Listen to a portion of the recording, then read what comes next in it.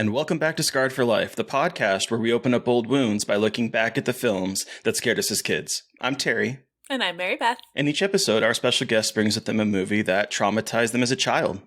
This week, our guest is Daniel Mullins. He is an indie game developer who makes meta, genre-busting games like Pony Island and the Hext. His latest Video Game Awards nominated game is called Inscryption, which we've talked about a few times on the podcast, and mixes Magic the Gathering, roguelikes, horror, found footage, and ARGs in a way that has become an obsessive experience for both Terry and myself. Welcome to the show, Daniel! Hey, thanks for having me on the show. You sound like fangirls, but it's true. Okay, so before we do talk about Inscryption and sort of like your creative side of things, how did you first get introduced to horror, whether it's movies, books, whatever? Yeah, I think it would be when I was still a kid, but a bit older, and it was like a cool thing to do to go over to a friend's house and watch a horror movie in their basement, kind of. And it was like, no one was fully comfortable with it. Like at that age, I think we were all just like, this is kind of scary, but like we have to pretend it's not to the other kids. And so I think I was in like grade 7 or 6 or 7 or so. And like, I remember watching like The Ring, The Grudge. I think The Grudge was the one that actually scared me the most. But even then, I didn't find like the standard horror stuff really scared me that much. It's not like I would like I couldn't watch it, or I would go home and it would haunt me later. Maybe I was too old for it at that point or something, or too old to be like super disturbed by it. But yeah, I think that would be the first time I watched horror movies. Okay. So before that, were those kind of maybe your first horror movies, were your introduction to the genre? Yeah, I think that would be it as far as I can remember. Yeah. Yeah. Wow. So as a kid, did you like horror after you saw those films, or? Yeah, I think so. I mean, I like the excitement of it. Just and I think at that age, it was like the communal experience of like watching it with a group and like having people be scared. So yeah, I definitely did. And well, you also said that there are like things like that don't necessarily scare you, but what did scare you as a kid, or were you just like a cool kid that wasn't scared? No, I mean like I mean it did. It's not like I was like complete like it definitely like the kid in the attic in The Grudge is like nothing to laugh about, but I mean, I found ruined my life. I saw it as a kid. It ruined my life. I don't know. I've always found like certain things disturbing that aren't necessarily like labeled horror movies. Like I think certain David Lynch scenes are still the most disturbing thing to me. I think like in Twin Peaks, the Bob character, just like every time you see his face, just still freaks me out. It's just something about it, the way it's shot. And then like I think some of the most disturbing scenes I can think of are from David Lynch movies, like in Mulholland Drive, that cafe or where are they, like a diner, and the guy's remembering his dream and then it like becomes real and there's that horrible face behind the wall. I think that's my like number one horrifying scene of all time even.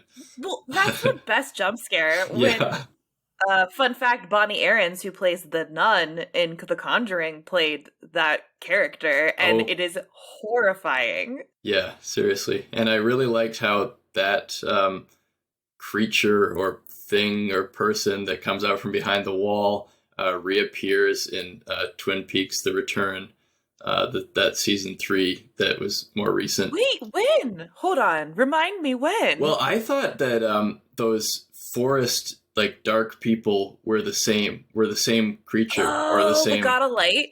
No, like the many different dark shadow people who like for instance they resurrect Evil Cooper, but they're in a bunch of scenes too.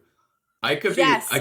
I haven't like gone on Reddit and like made sure they're the same, but they really look the same, and I thought they were meant to be, but maybe they're not. Terry, are you a Twin Peaks person? I'm out of my depth here.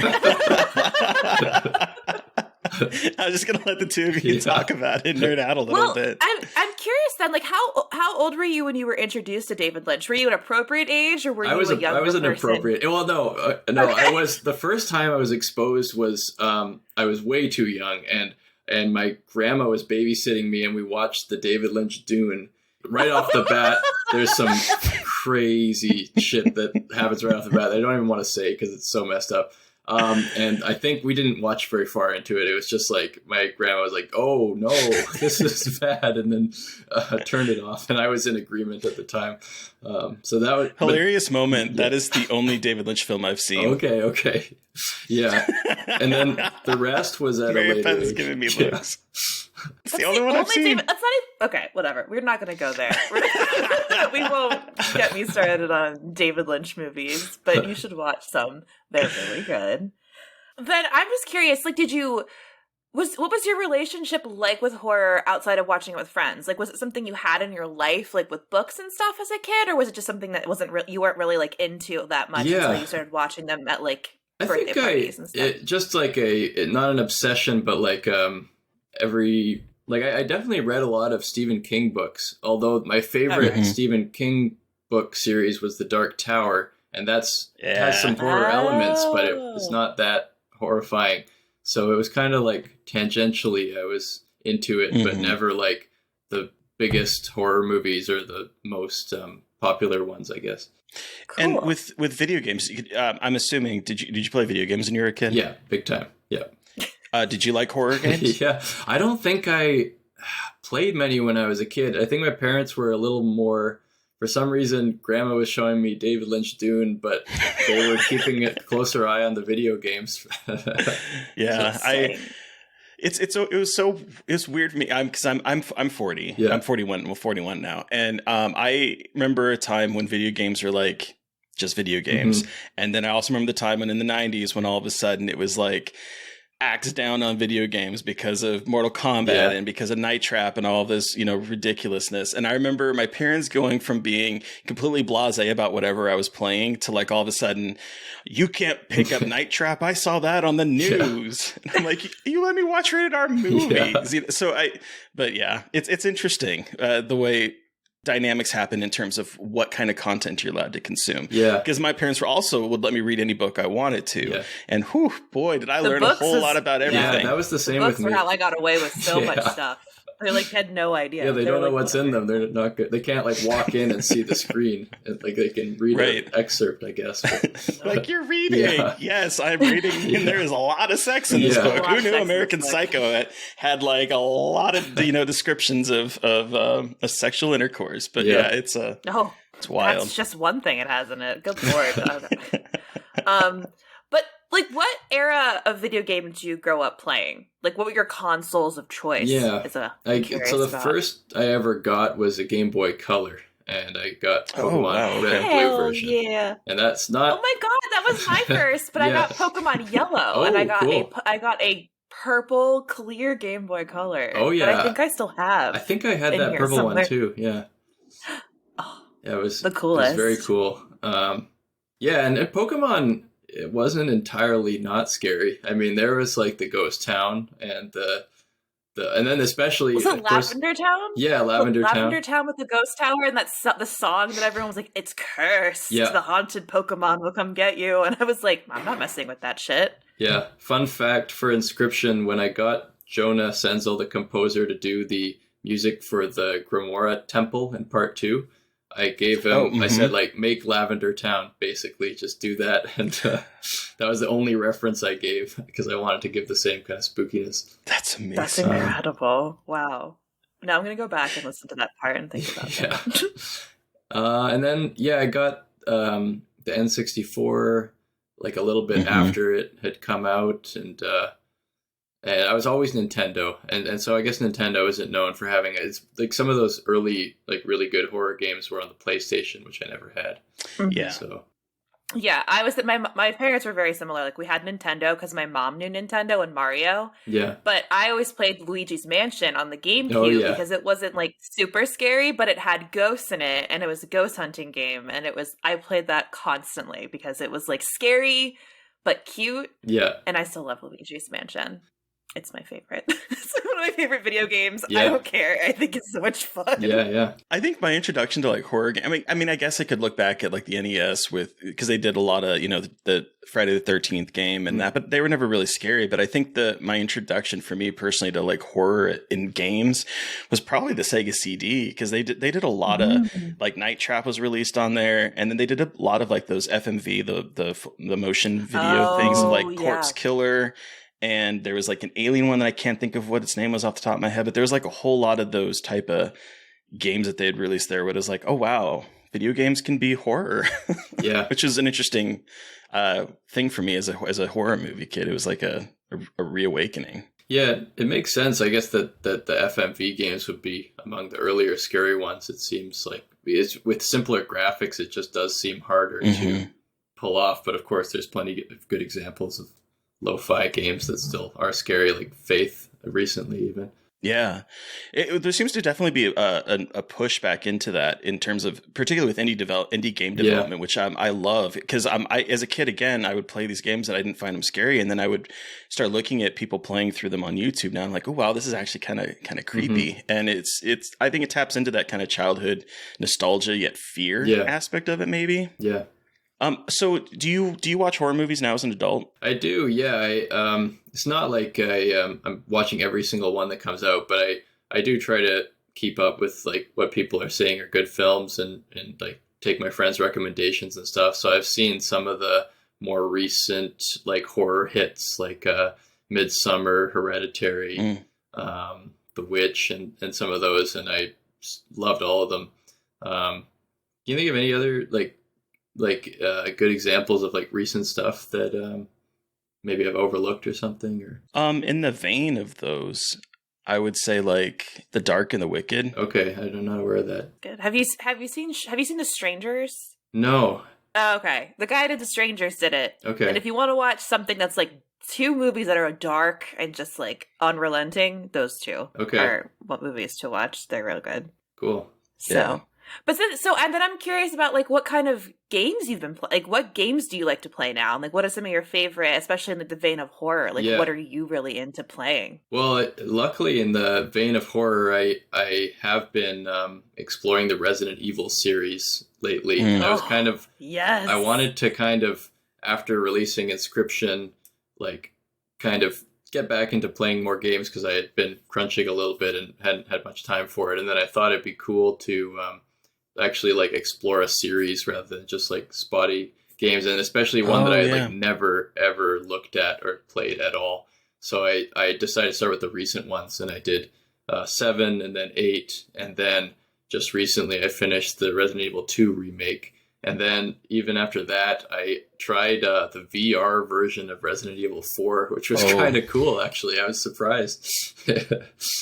Yeah, that one looks really cool. I have it's on Quest, right? Oculus Quest. I have it, but like sometimes some of those games, I get really severe motion sickness, and so sometimes I played 8 in the VR headset. Oh, really? I didn't even know you could do that. Cool. Yeah, I played like part of it, and it was a nightmare. Like in a good way, but it was a nightmare. Yeah, because it was just like a lot of things in your face. Yeah. So, as someone who has never played them until now, what do you think of the Resident Evil games? I especially like the new ones, and I would like to eventually try playing like the older, like maybe like the original Resident Evil 2 with an emulator or something. Because I'd like to see like how these themes have like carried forward over the years, but I really enjoyed these modern ones. I like, they are scary, but there's a lot more to it than that. Like there's just an enjoyable game at the heart of it, like managing your resources, and it kind of is done at a perfect balance that you're always a little bit stressed out about shooting your last bullet. And yeah, that game is stressful with that kind of thing. I love 4 when you're the Leon and with like the cult, and it's just so ridiculous. Like 4 and 8. Yeah. And also, I didn't play 8 on VR. I played 7. Sorry, okay. I get them all mixed up. Yeah. I forget what numbers, but 4 and 8 were very similar. Yeah. See, my favorite is 7, honestly. I love 7's so good. That was my first Resident Evil game. I didn't play them until 7 came out. Like, I didn't really grow up playing them. So yeah, I gotta agree. I like 7 the most out of what I've played so far. Just that opening 90 minutes where like up until like the almost Evil Dead-esque moment where the wife becomes possessed and stuff. It's like that is like a perfectly executed horror experience right there. It's just unrelenting and constantly like ratcheting up the tension. Yeah. The menace of like, and I especially remember like just like skulking around the hallway after that dinner, and the father of the family is so menacing. He's just a guy though, but he's like, and he's busting through the wall and like.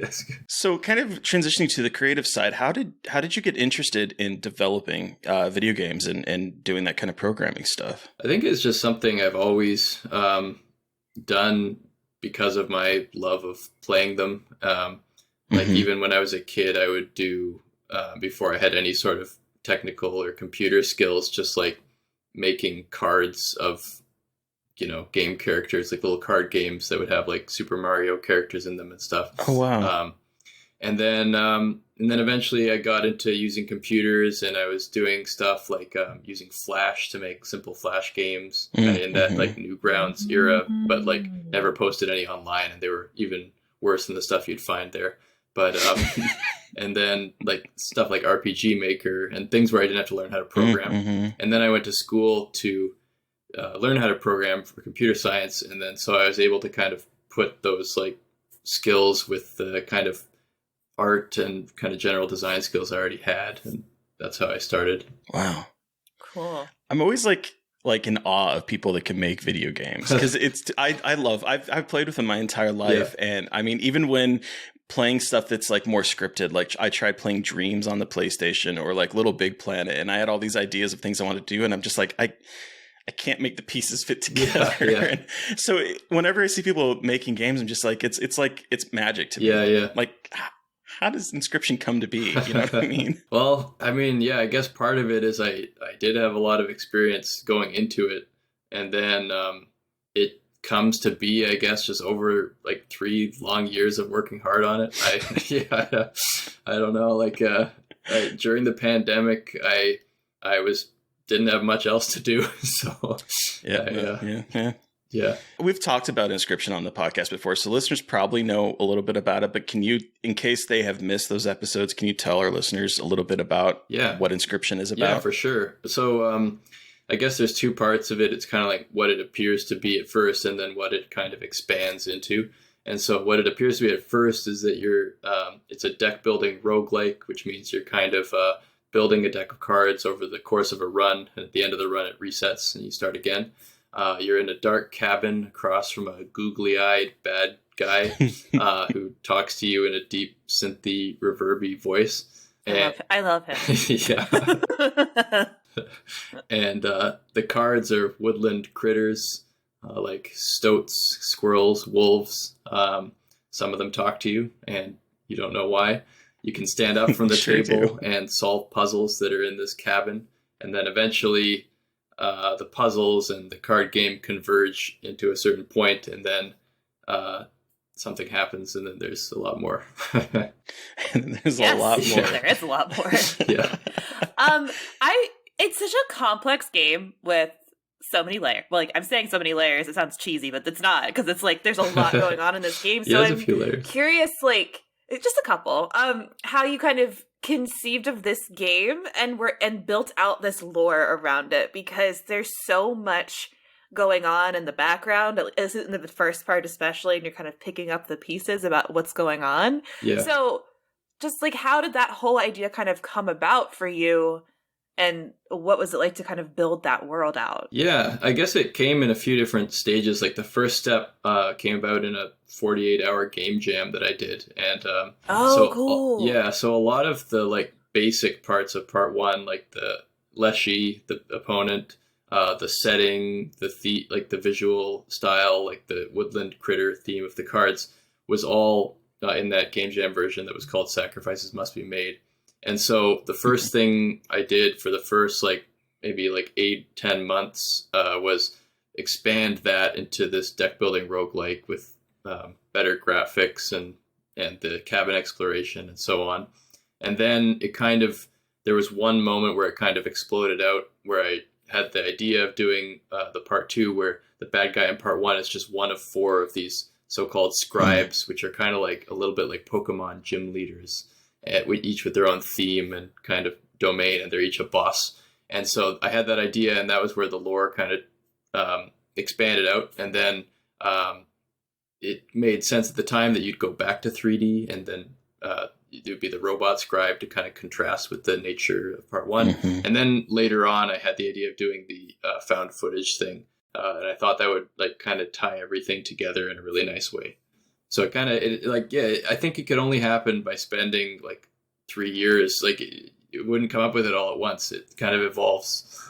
So, okay, I'm a found footage freak. all I talk about on this podcast is found footage. Yeah. Not actually, but almost everything. Yeah. So Terry was like, Mary Beth, you have to play this game because this is incredibly your shit. Yeah. And it is incredibly my shit, shockingly.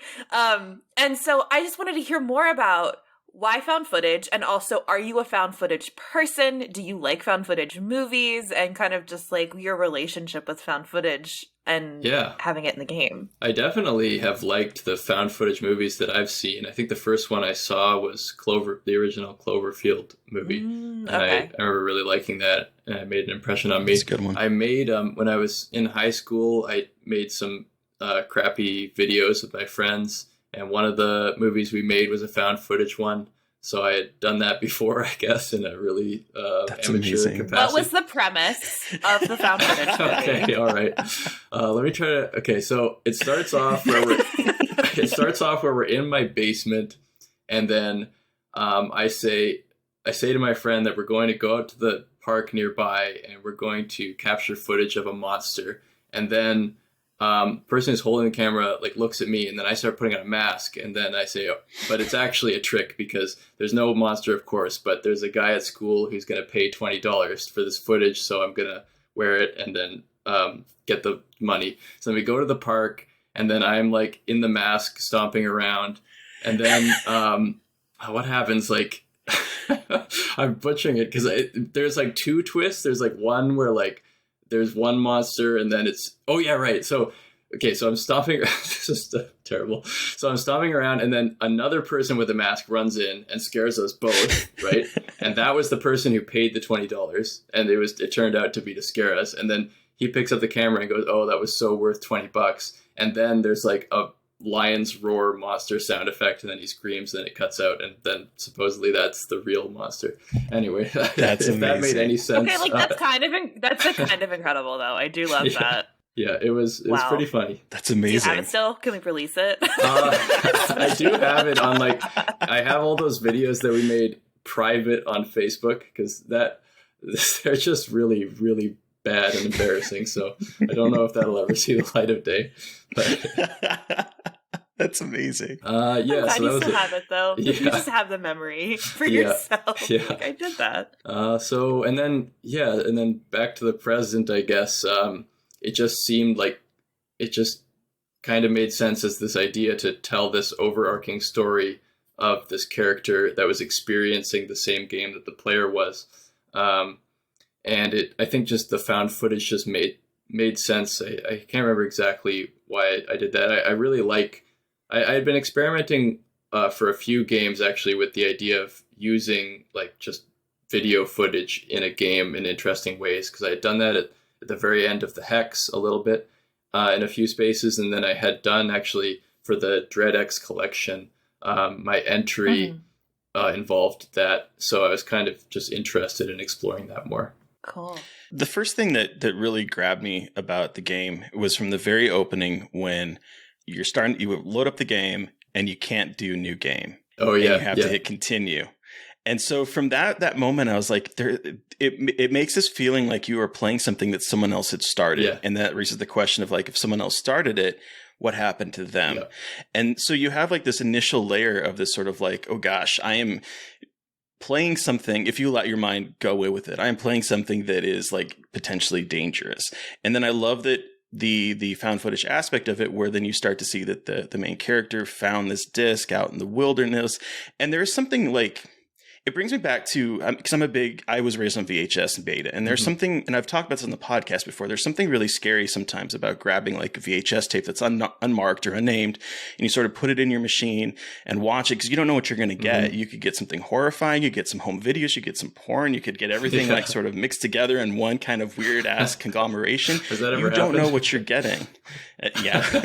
Yes, it has. And so like it brought back that memory of like being a kid and popping in a video cassette and not knowing what you're going to get. And I love that a game that I downloaded on Steam can like emulate that feeling. If that makes sense. Yeah, I definitely was trying to shoot for that. I think with all three of my major games, just surprise is just a big part of it that I enjoy putting into it. And it's something I enjoy for myself too. I don't really want to know the entirety of what I'm getting into when I start something. It just is less interesting for me personally. So it's definitely intentional. Are you a big Magic the Gathering person? Yeah, that's pretty much why I did this. Yeah, yeah. I mean, so my fiance and I play Magic the Gathering, and actually, I don't think you can see it behind me, but we have a whole whiteboard of deck planning. Nice. My fiance has an entire whiteboard, and the desk next to me is covered in Magic cards. Yeah. So we were playing this, and I was like, "Oh, okay, I know how to play Magic, so I get how this works." And like my fiance was having the best time, so. I was curious. I figured you were, but I wanted to triple check because I was like, this is so cool. I love deck building. So it was just a really cool way of like that twist on deck building games. Yeah, it was definitely like I was drawing from my experience playing Magic, like the game, but also kind of the culture around it too. I was drawing from like pack opening. I was like, yep. The pack opening videos and like all that stuff. Yeah, and some of the personalities, like especially the robot character PO3, like I've gotten multiple people say like I know a person like that who plays Magic. Like there's a certain type of player if you go to your local game store to play, which unfortunately you can't do at the moment. You'll pretty much guarantee to find a PO3 among them. So it's What's your favorite color to play in Magic, or like what's the current one you like to play the most? Sorry, Terry. I'm just curious. No, about I love Magic too. That's right. Probably like blue green or blue red, like those weird combinations that have blue in them. Yeah. Cool. Especially in recent years, they've really leaned into that, like as blue green being like this mad scientist combo. I love it. Yeah, I love creature decks out of green. I like building like aquatic horror decks out of green and blue. Yeah. See, I was like an OG Magic player back in the day when I first started coming out. But unfortunately, it was even more nerdy to play Magic. Yes. And me and my friends would gather around like study hall. We would go to the library to like study, and then we'd hide in a table in the back and play Magic. And I would always play like the black deck. I would always be like the vampires. I made vampires. I love so vampire the Sengir decks. vampires were big at that time, and Baron Sengir was like my favorite card. I had him like in plastic wrap, and I would put proxies in the cards. I didn't want to bend him. He was like, and so like this brought back the memories of that, especially with like the sacrifice kind of idea. Although in Magic you're getting it back, but here you're like literally sacrificing squirrels, which I just thought was so fantastic. Yeah. Terry, you should play Crimson Vow. It's it's like a vampire set that just came out. Oh, is it? You still care about Magic? Yes. Man, I'll tell you what. I came back because my brother still plays it. He's 8 years younger than me, and he still plays it. And he's tried to get me back into it. And I'm just like, what the hell do these cards do? Because there's like cards that have like pluses and minuses, and they move up and down, and I'm just like, what? Yeah. Where's my Sengir vampire? It's a lot. That just fly, and that's like the big thing. And every set, there's some newfangled mechanic, so they just add up. If you looked at like one card from each set over the years, you'd be completely mind blown. Like it's. I was. Okay. One of the other questions I really had about your game design ethos in particular, because after I played this game, I downloaded Pony Island, and I'm in the middle of playing it right now, and I haven't gotten to the Hex yet, but I got them all. And what I noticed particularly as I started playing this game and then went back to Pony Island is the way that you like to play with kind of fourth wall breaking moments. And I'm thinking in particular I don't want to talk too much about spoilers because people might be playing Inscryption, but there's a moment where your game searches your hard drive and holds like a file hostage. And then there's a moment where like my Steam friends all of a sudden were cards and they're fighting me. And I'm just, where does all this inspiration come from like breaking that fourth wall and being kind of like meta in your examination of video games, the art of video games? I think it's just something that I find interesting and exciting when it happens to me in games. I recently played a smaller game on itch.io called One Shot, where and it does some cool things where one of the things it does is it knows your name because it knows your Windows username, but it presents it really well. It just starts calling you it. It doesn't like do some like lead up to it, like hype it up or anything. It's just like, hey, Daniel. And you're like, holy shit. And then it does another trick where it puts a file in your documents folder and then it says you have to search through the documents. And then it gives more hints because you're probably not going to figure it out from that. And then you find this like, and it's not just that they put any file, it's like a creepy, like glitchy looking file name. And then like when you open it up, it's got like crazy like ASCII symbols to like mask the text. Anyway, so I just like to see that stuff. I just think it just is cool. And so if I have ideas like that, I just think, oh, it would be cool if, and then I do it. And I usually, I like to use as much as I can of the platform that I'm on too. So if I'm on Steam, I want to see what I can get out of Steam. Like it's this friends list. I think that's why I did that in Pony Island. So yeah, it just find it interesting. And also, one final thing, what surprised me after I finished Inscryption and I went to Wikipedia and I was looking up information about it, and then all of a sudden I'm seeing that there's a ARG that's like being played out, and I'm like, what? And I fell down a rabbit hole. There's someone that has like compiled an entire Google Doc of the steps that they went through. Yes, exactly. And I was like going down this, reading this, I'm like, holy shit. Yeah. And I was surprised at how in depth it went, and that it sounds as if there was actually like a game hidden somewhere. It kind of is a game in itself, I guess. It's kind of like a community experience. That's how I look at it. It's like a one-time community experience. And like, I even started to realize it was partially almost performance art, because I didn't plan on doing the thing where I went to meet the players in the woods. I don't know if you read that part of the guide. I did, yes. Like that was unplanned, unscripted. But then I kind of tried to like roll it into the experience. And then I'm thinking for the next one that I do for the next game, I'm going to lean into that more and have this performance art aspect to it and see what happens.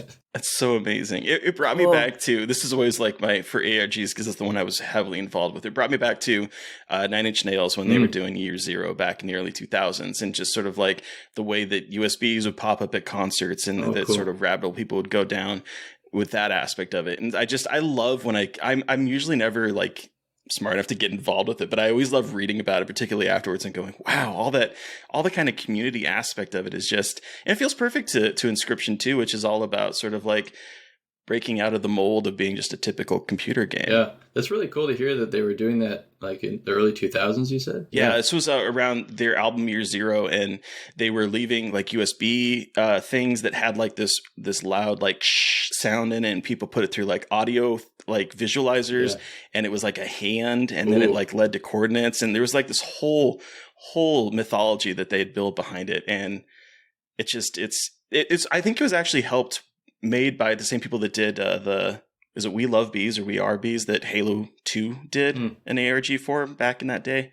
Yeah. Oh, just fascinating stuff. Really cool. I'll look into that. I love reading about ARGs. Cool. Yeah, Wikipedia has a really good entry on it. Okay. If you're ever interested with the Year Zero, they have like a good history about the ARG. Cool. But I love them. And I was so fascinated to find out that this is like the game ends and no, there's a whole other story that's going on. And I just love it when things do that.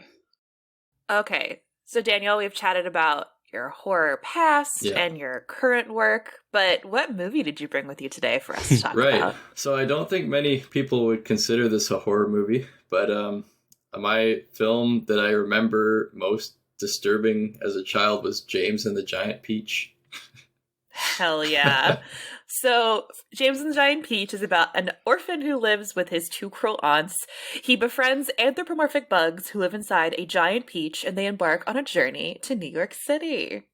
So, They Daniel, sure do. what did you... I want to hear about the first time you watched this, why you considered it disturbing, why you picked it as your Scarred for Life movie. Yeah, so I must have been pretty young because I have a very hazy memory of it.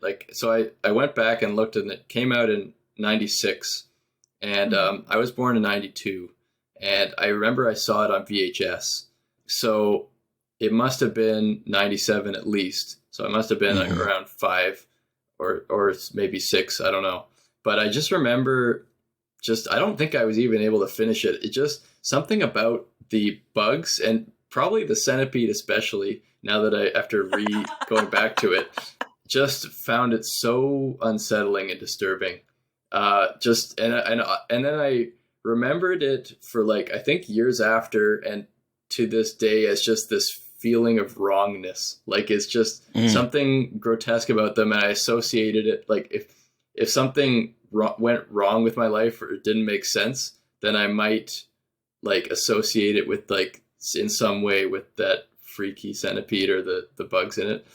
I don't know why, but it wigged me out. And when I went back and looked at it now, I don't find it very scary, but I can kind of see why, but I don't know. So you don't think you finished it? I don't think I finished it. I mean, but then again, I don't remember. I didn't even, when I went back, I didn't even remember that it had the live action part before the bugs. I just remember the bugs. I think all of us were the same. I definitely totally fucking forgot that. I thought I clicked the wrong movie for a hot second. I was like, wait, why is there a real boy? I don't understand this. Yeah.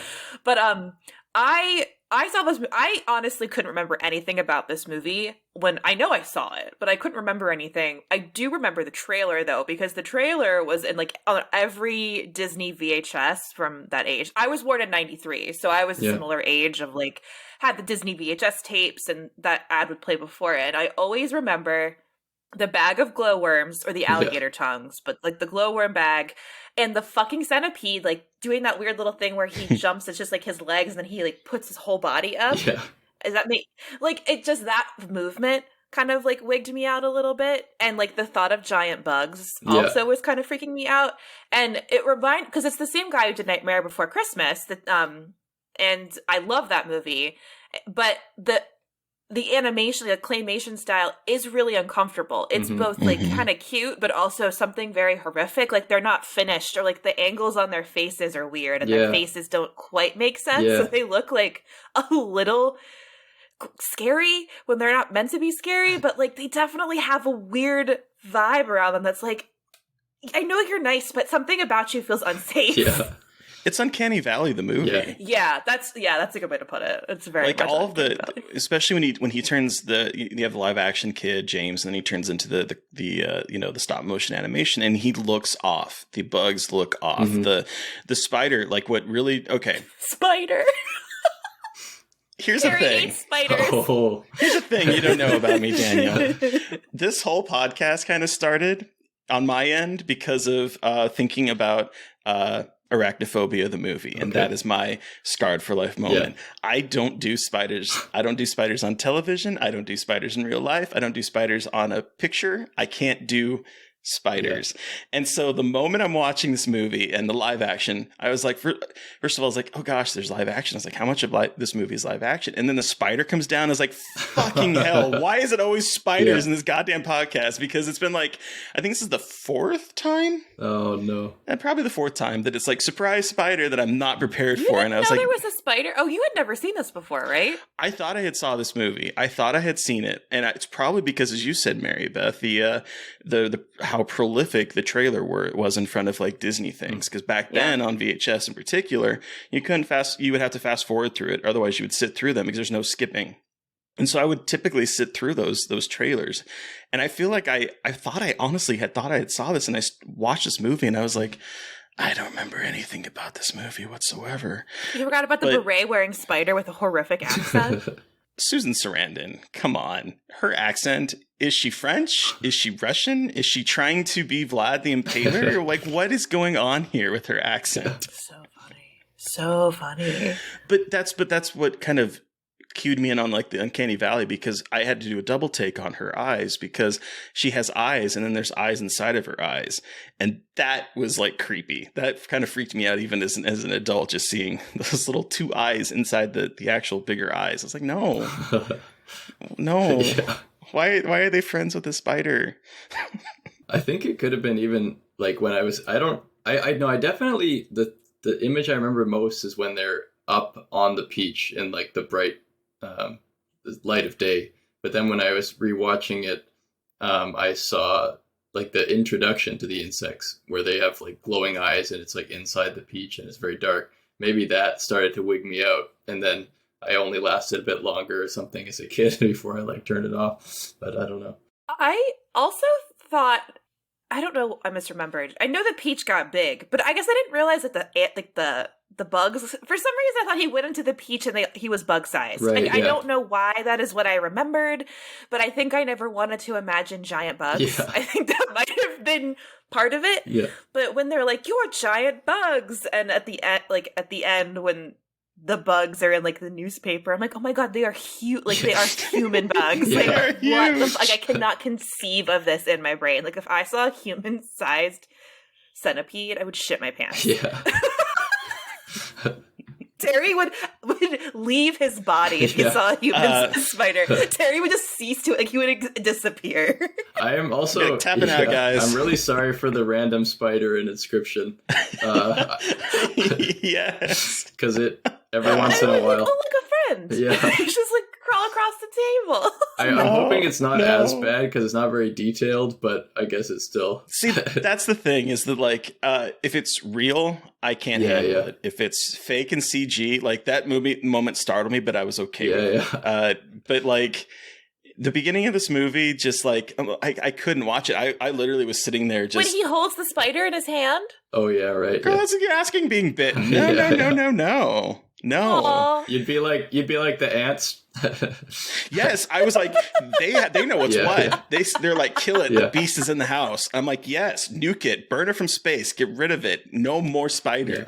Yeah. And they're living with this thing when it's big. And I'm like, this spider could just easily web you up when you're asleep. And he is allowing her to like web him into her web. I'm like, are you crazy, kid?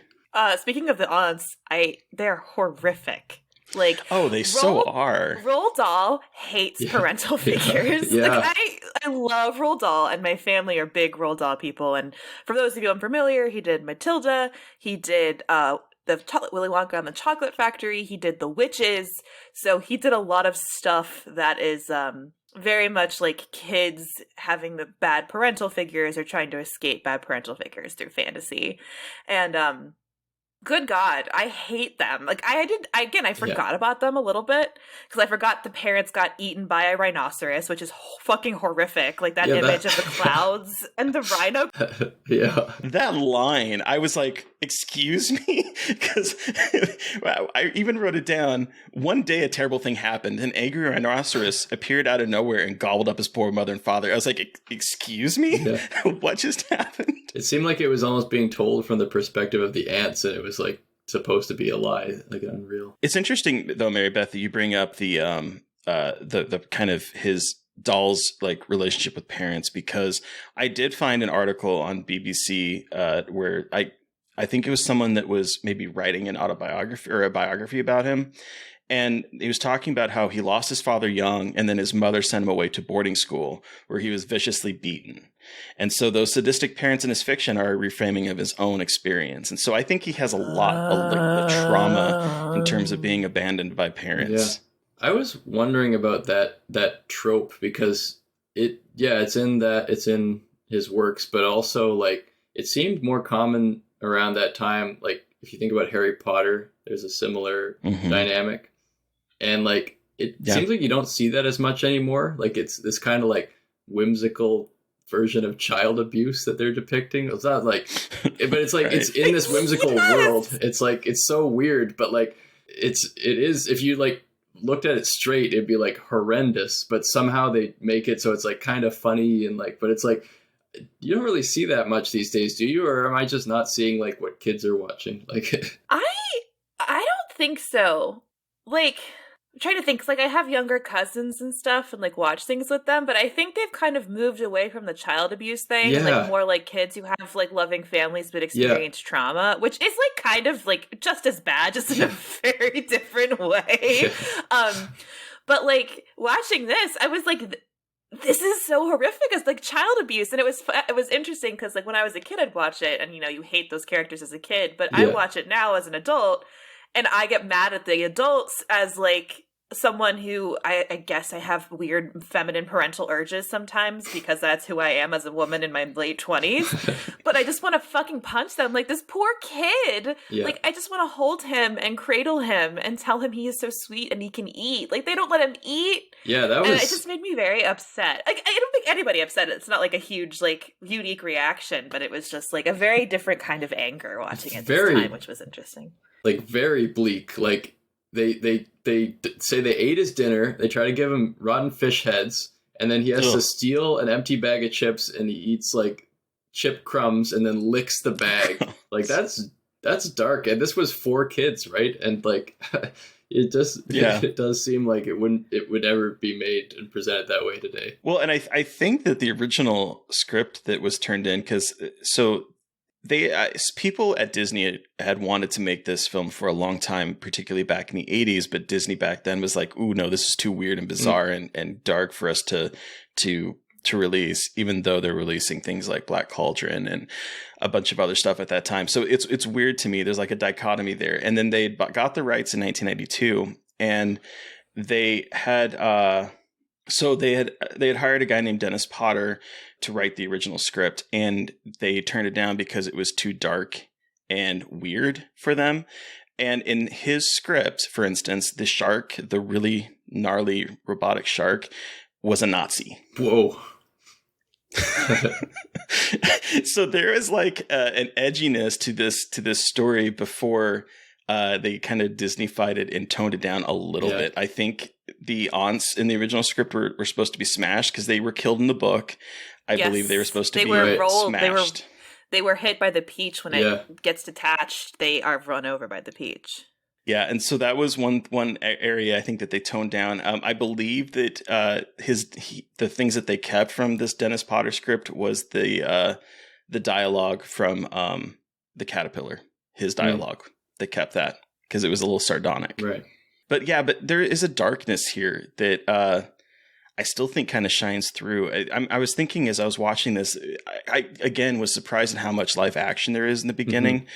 But even the live action part where it's supposed to be sort of like James's happiness before he gets taken away, it's all fake. Like it's so artificial. It's like they have like a fake beach, and the cliff behind him is, you can tell that it's like paper. The lighthouse, like everything about this is sort of fabricated in a way that makes it feel not real. So even the moments that are real have a very surreal quality to them that really like stuck with me this time as watching it. It's got Tim Burton vibes. You know what I mean? Like it does have those like Tim Burton like people, but exaggerated. Like especially with the aunts, like their features are very like their cheekbones, especially with the taller aunt, Spiker.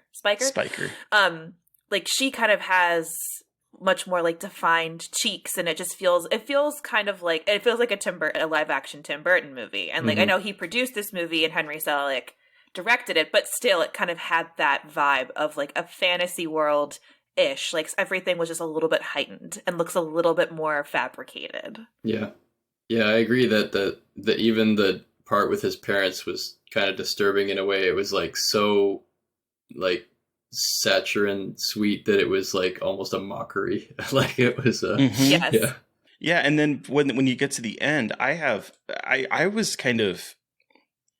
kind of thought the ending was dark too, because, and I might be reading a little bit too much into this, but I think there's a parallel between how the movie ends and with the way the ants treated the peach. Yeah.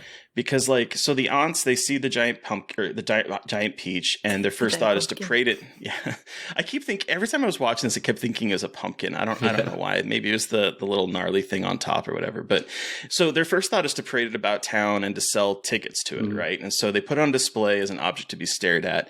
And then when James ends up in New York, and the people have devoured the peach down to its core, they turn the core into his house and they put him up in Central Park. But then he like is being paraded about for a bunch of people. Like the last scene we've seen of him is him sitting in front of his house, and there's a whole crowd of people listening to his story. And it's almost as if like he has become the peach. He has become the thing that people are coming to stare at and gawk at because his story is so wild. And now there's giant bugs. And it just, I don't know, there's a little bit of a kind of darkness to that ending that is, I think, being presented as something happy because he has like his chosen family now. He has like his spider for a mom, which is creepy to me, and a caterpillar for a dad, which is also creepy to me. But like, he's living in Central Park where everyone can come at any time they want to like gawk at him. And I think that's really kind of creepy. Yeah. Maybe I did see the whole thing as a kid and it just left a subconscious memory of all that extra stuff that I don't remember now. But yeah, it really is all the way through. It's disturbing. Again, it's like all of Roald Dahl's stuff is so dark. Like, again, there's a lot of chosen family, like Matilda, at least the movie, like she picks Miss Honey, her teacher as her new parents, but like it's kind of sad watching her parents sign the adoption papers and Willy Wonka and the Chocolate Factory. Like he wins, but at what cost? All those kids die? Question mark. And it's just like it's just like but I love that. I love it when people write kids stuff but make them really dark. And I think that's why like I love some of the things I do now is because I was drawn to that like dark fantasy child kind of thing that was like mostly happy but had twinges of something else going on. Yeah. And this, I think that definitely happens with this, like very much happens with this movie. I mean, that crazy shark, skeletons, all of the horrible the skeletons. The skeletons that almost draw and quarter the centipede. I was like, what? How is this in a kid's movie? Because at first I thought, oh God, are they going to keel haul him? Because that is also a very vicious way that pirates used to kill people. Tell me more about that. Oh, keel hauling? It's where they would take a person and they'd tie a rope on them and they would throw the rope over the other side of the boat and they would pull him under, like across the keel that typically had barnacles on it and growths and stuff. And it would basically shred them as they were pulled across the keel of the boat. No good. Yeah. Just shred the skin right off of them if they live. And so I thought that's what they're doing here originally. Not that being drawn and quartered is any better, but the fact that they're like going to pull him in half, I was like, oh my God. Yeah. That got really dark really quick. Imagine if they did that and he just like ripped off his exoskeleton. That would have been horrendous. I also forgot or I guess I didn't forget because I never saw it before, but I was surprised at how punny this movie is. There are so many puns that made me actually laugh. Yeah. I have 2 half-brothers now. I love the worm. I love the worm. The little friend. Yeah, or the when the centipede jumps off the boat to go to the skeletons and they're like, he committed pesticide. I'm like, oh, that one made me laugh. And I don't honestly know why, because it's so dumb. Or the joke about the skeletons can't play music in church because they have no organs. Just, I don't know. It's just that kind of stuff just like really tickled my funny bone this time. But like those are those lines too that as a kid you don't really get. You know what I mean? Like you watch that as an adult and you're like, oh, I love the little humor things they put in there. Like that gives the adults a chuckle because not all kids are going to catch like the kind of verbal funny humor in those movies. Yeah, I've noticed that in like Pixar stuff too. It's like it's so clearly there's like they know there's 2 audiences here, and here's for one audience and here's for the other, and then we're trying to do both. Well, and like the thing that I love about this movie, another thing I love about this movie is the animation style. Like I've touched on that before because it's got that obviously like the Nightmare Before Christmas vibe, but just like The intricacy of this movie and the sets, like when they catch the seagulls and they fly the peach into the air, and there's that beautiful shot of them flying through the clouds and the peach with the seagulls in the net. And like, it's just, the scope of this movie is so impressive for what it is, for like the kind of the animation style and like the stop motion. Like, that is just always so impressive to me, that they're able to create something that vast and that detailed in that way. Like, it just blows my mind that is something people create. Like, I don't know. It's just like, holy shit. Every bit of that was like moved by a person. Yeah. So cool.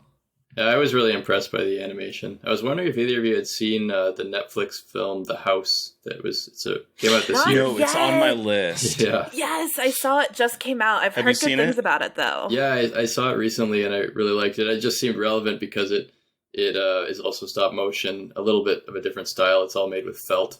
And it actually has some things in common with James and the Giant Peach. I'd say, like, a certain tone and just the like inherent disturbingness of all the models in it that are used.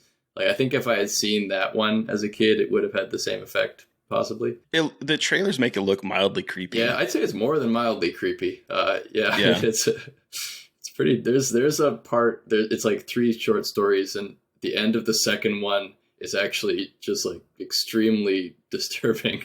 I'll just end with a recommendation of that since you both haven't watched it. But, yeah, it's been on my list. Yeah. I definitely wanted to check it out. So it came out at a bad time. Yeah. With Sundance and all this kind of stuff. It's like I don't have time to watch movies for fun right now. But I'm definitely going to. I'm glad you brought that up because it's been in the back of my mind.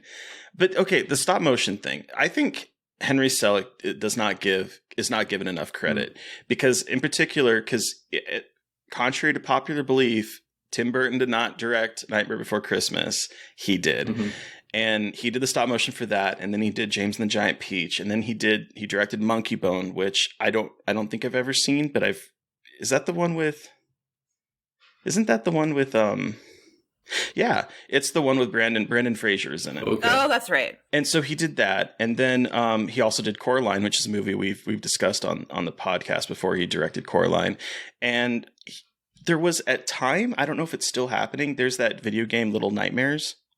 He was supposedly making a television series based off of visual stop motion. That was like announced in like 2017, but I haven't heard anything about it since. So I don't know if it ever is going to come to be because you never know with movies. But he did that. And now he also has an upcoming thing for Netflix called Wendell and Wild. And it's going to star Key and Peele. And it's stop motion. Oh, I'm so stoked I love the for sound that. of that. Yeah. So like he's done all of this stuff with stop motion. And I don't know. He doesn't get the same name recognition, I don't think, as a lot of other people making that kind of animated stuff, even though a lot of people have seen his movies.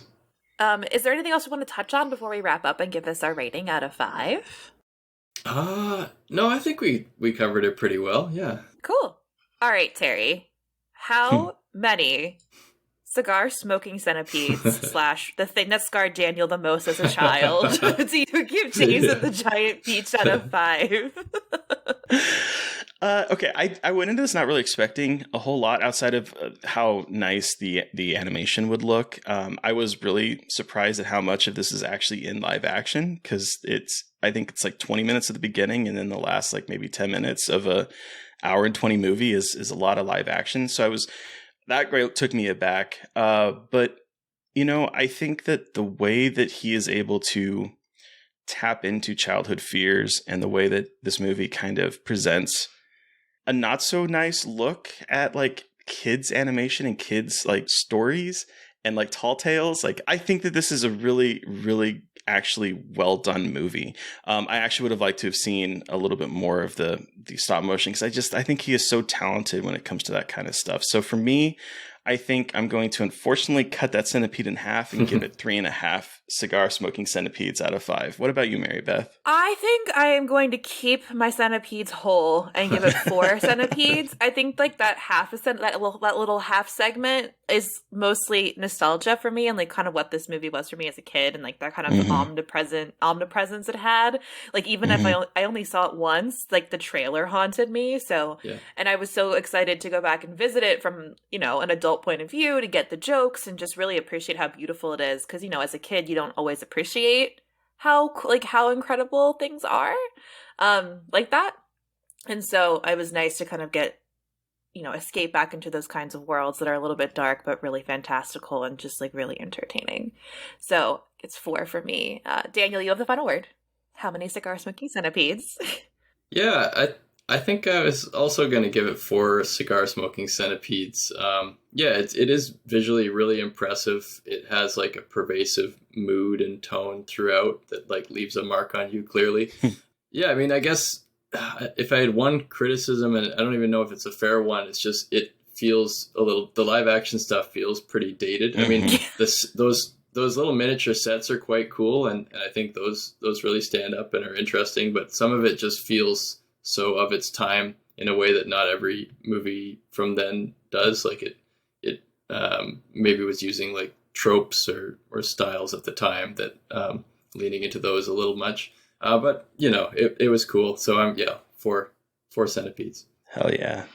The one thing that just triggered my mind after you're talking about the live action thing is the fact that the actor that played James, Paul Terry, he didn't really do much after James and the Giant Peach. He has like 4 credits to his name. One of them, weirdly enough, is the Lady Gaga music video "Marry the Night." What? Sorry, I did not think that was what's going to come out of your mouth. I'm gonna look that up after. I actually, as soon as I saw that, I went and watched the 14-minute music video, and I don't know, I couldn't recognize him in there. There's a lot of dancers in it, so I don't know if he's like, I don't know, but apparently, according to IMDb, he is in that, and that was the last thing he did in 2011, and he is now like, I think he has a degree in like chemistry, and I think he's a teacher. That's cool. And he's like completely left the film industry, but like it's wild to me because you see him and he was definitely like giving his all in this performance, both as the live action, the voice, and the singing, and then to kind of see that after that he did like some kind of short-lived 2 years TV series called Micro Soap. I don't know what that is, and then literally the Lady Gaga music video, and that's it. Good for him. Yeah, it is kind of strange. So he was an adult at that point, and like he left. He got his chemistry degree, he started teaching, and then he got pulled back in for the Lady Gaga video of all things. Like, I guess of all things. And I was trying to find like interviews to see like if he had talked about it, and every single thing I found that had like, because there's a couple one. In fact, Flickering Myth did an interview with him in 2021 about being famous and leaving it and like leaving it all behind and everything. We can link that in the show notes, but it's it's always wild to me when you see like a child actor and then that might be their only credit, because you typically think of child actors being like, Drew Barrymore or like, the Olsen twins or all of that kind of stuff, going through and becoming like bigger and bigger and maybe branching out to different entertainment. But this guy just left the whole field. It was like, bye, getting out while I'm ahead. No more of this. Well, thank you so much, Daniel, for joining us to talk about your fantastic game and also James and the Giant Peach. Where can our listeners find you, and what do you have to plug or talk about? Well, thanks for having me on. I think the link that I usually give is just for my Twitter, which is D Mullins Games on Twitter, because there's a link to my site from there, and you could pretty much find anything starting there. I guess as far as plugging anything, Inscryption, obviously. I mean, we've talked enough about that. I'm releasing an expansion for it somewhat soon. It's in beta right now. Yeah. Anyone can play it right now, but it's not fully done yet. Hell yeah. Awesome. All right, listeners. You've heard from us, but we want to hear from you. What was your experience with James and the Giant Peach and Inscryption? We're curious because we've been telling you to play it for multiple weeks now. Send us an email at scarredforlifepodcast@gmail.com, or you can reach out to us directly on Twitter. I am at MB McAndrews. And I'm McGailey Dreadful. And of course, don't forget to follow the podcast on Twitter at Scarred Podcast. And please don't forget to review, rate, and subscribe. Thank you to Eric Power for our artwork. Thank you to Sean Keller for our music. Thank you everyone for listening. Please stay safe out there, but most importantly, stay creepy. And until next time.